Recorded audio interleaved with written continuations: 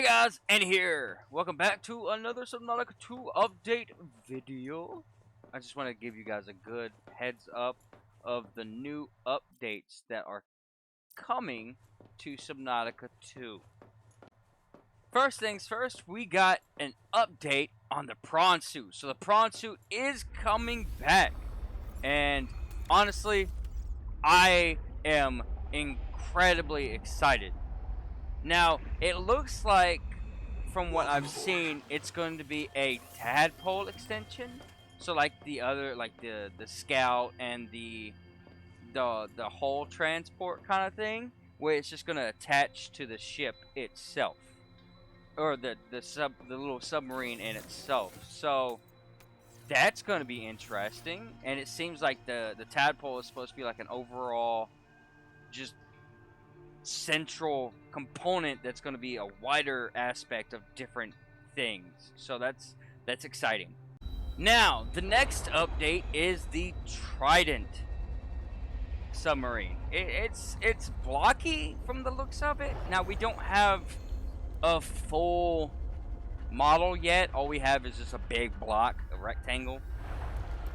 So, what we do have is like a little teaser of what it may look like. Now, like, it looks good. It looks cool. It looks different. And honestly, it does look like something that would be in a sci-fi series or a movie, something like that. It honestly reminds me of something that was seen in the newer Lost in Space series that was on Netflix for a little while. So, that is interesting and something that I'm kind of looking forward to. Next is the blister pool, which is supposed to be like it looks kind of like a boat ramp, but not a boat ramp. It looked like it would be something that you would, like a carport, like a garage or something like that, but for a submarine. So it would go on the side of a base. Instead of the moon pool, it would be like a little docking port, and I like that idea. It will make things more interesting rather than having to rely on something on the bottom of the base. And if you don't build your base properly, it could be detrimental because, you know, you have to go under there, and if you don't have enough space, you're going to have to redo everything. You're going to have to move things around, and it's just a hassle. But having it on the side of the base is going to help out a lot more, in my opinion, than having a moon pool on the bottom of your base.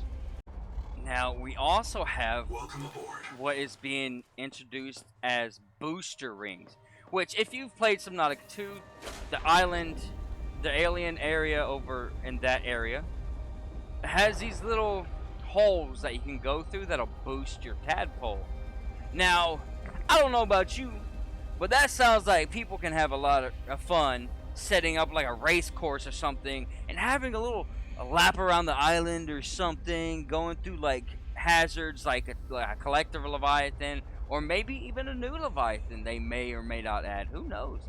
But I think it's going to be really cool, just simply because you're going to have a lot of people having races, especially because this is a multiplayer game now.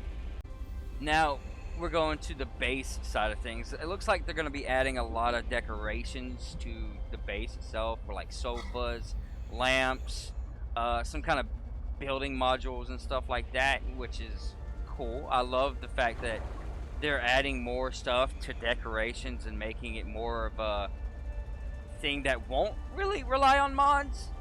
But I mean, it being a game that the developers have said, like, yeah, we want you to add mods, it's going to be cool in itself. But the fact that we're getting more decorational items, I think is kind of cool. I think having more things to do in the game, it's always a plus. It's always something that a lot of creators and a lot of people who play games like this want. I mean, like, look at Skyrim. Well over, like, maybe like 10,000 mods at this point, maybe even more. Welcome aboard. I haven't looked in a while.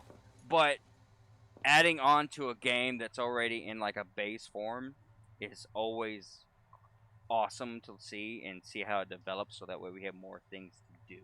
With that, we are also, it appears to be getting a new solar panel. Now, there is no current model for it, so it's pretty much just reusing the texture that the older solar panels would, but instead of producing 12, they will be producing 40. So almost 4 times what these will do. Oh, these only produce 8. So even more. 5 times more than what those produce.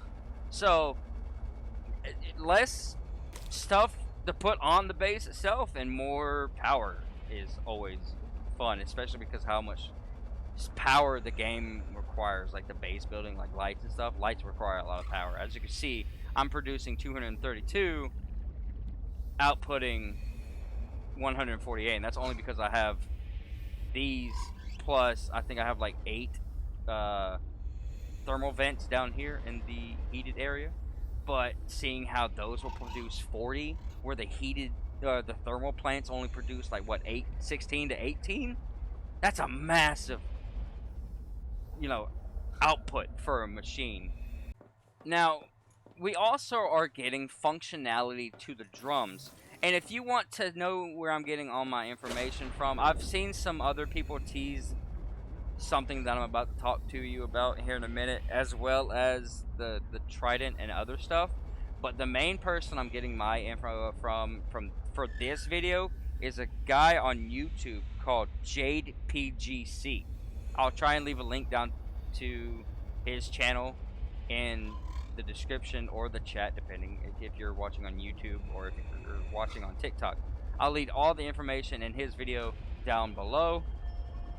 Now, there is one more thing as far as I know as current updates, aside from the elusive Leviathan that I've already covered before, and that will be companions.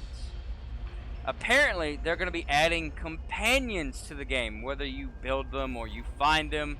One of them looks absolutely adorable. It looks like a cat, as you can see right here. It's freaking adorable, man. I mean, I legit want one. And oh my god, I want it so bad. And it's so cool. The way it looks, the white, the ears, and like how he's holding it is just, oh my god. And as someone who owns cats, it gives me cat vibes, and I love it. There's also supposed to be like a little robot that kind of looks like a beacon. As I'll show you right here, it kind of looks like this, minus the little sides, the little air bladders or whatever they're called. It looks kind of like that, and apparently it's supposed to collect resources for you as you walk around, or swim around. It will automatically probably collect the resources that you break, which will pretty much act as like a secondary storage unit, I guess. I doubt it's going to have much as room as storage because it's so tiny. But who knows? But they're also going to increase these things. I don't know the size right now of how big they're going to be. But it's supposed to have a bigger space. I believe it's up to 2 to 3 times more space in the locker in itself. So there's a lot coming in the next few. Of course, this won't be for a few months because they gotta work on the models. They gotta put in the code and everything. But this game is looking incredible, and I'm thoroughly, in my opinion, I think it could be better than Subnautica 1, and that's a hard take. That is a hard take, because Subnautica 1 was by far probably the best one we've had so far. But Subnautica 2 is raring up to be just as good, if not better, than Subnautica 1. Now, I'm not going to keep on talking. That's about as much info as I've gotten right now. Hopefully you guys enjoyed the video. Hopefully it helped you. And like I said, I'm just doing a brief summary of what's to come.